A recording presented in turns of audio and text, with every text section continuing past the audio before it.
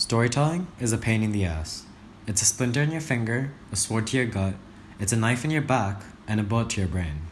It's a monster, a maiden, a sylph of the ice.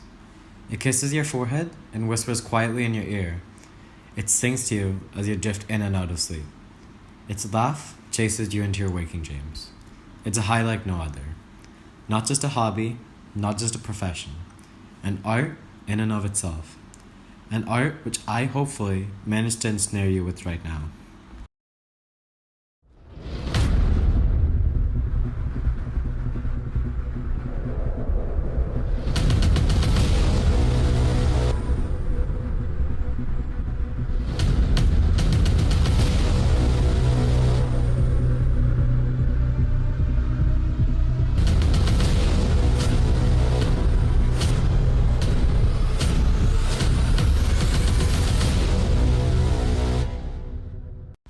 Storytelling is indeed all that I said, but it's like an addiction, one that you can't stop, that you're held enthralled by.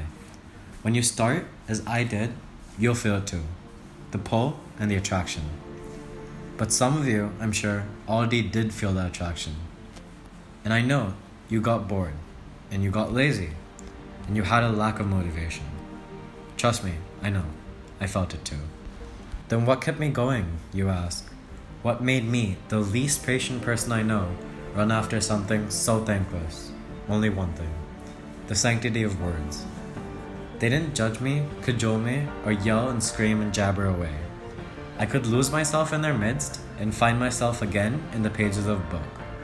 That is the ability of a story. For me, story writing was a way to vent, to let off steam, and to channel my feelings into something outside my head I could work on. Angry? Make a character and punch them. Or whatever brutality you have in mind. Come on, I know you have a few. Sad? Make a happy scene, one amongst friends.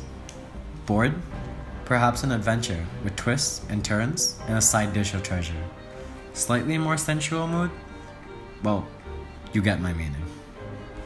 I found that dissecting my writing, like we do in English classes on poems, is an interesting way to get to know myself. Writing style is a surefire indicator of your true self, the person you really are under the layers of pretense and blustering facade. Try it. I swear it's better than a therapist. I did that a few times. Stories, not therapist. So, what did you find out about yourself? Here's a few educated guesses.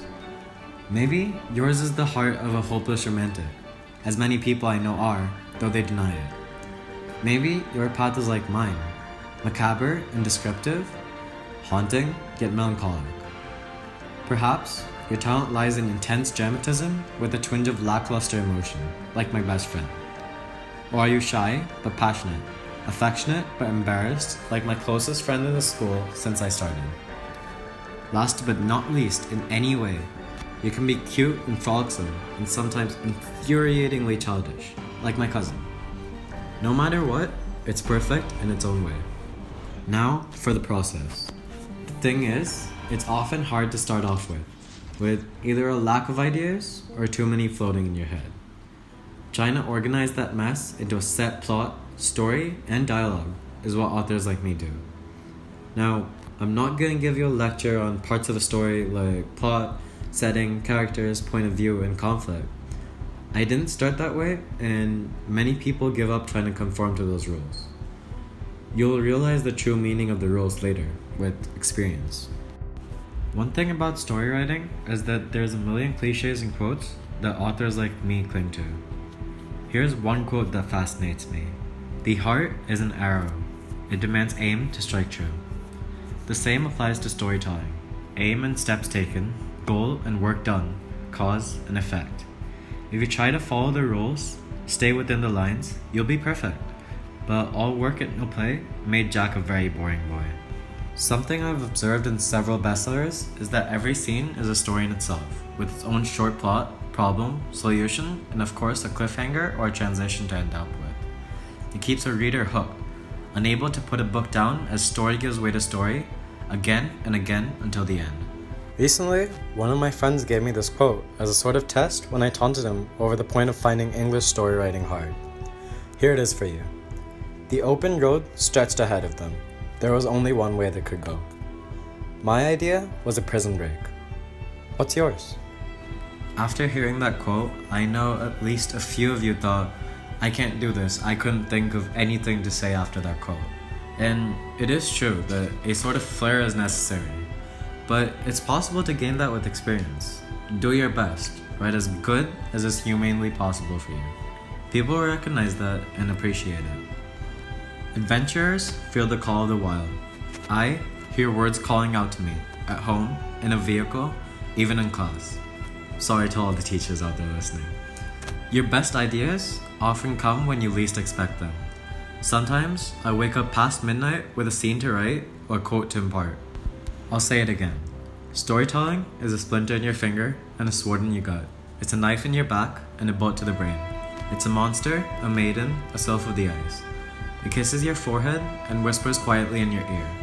It even sings to you gently in your sleep. Its laughter chases you into your wildest waking dreams.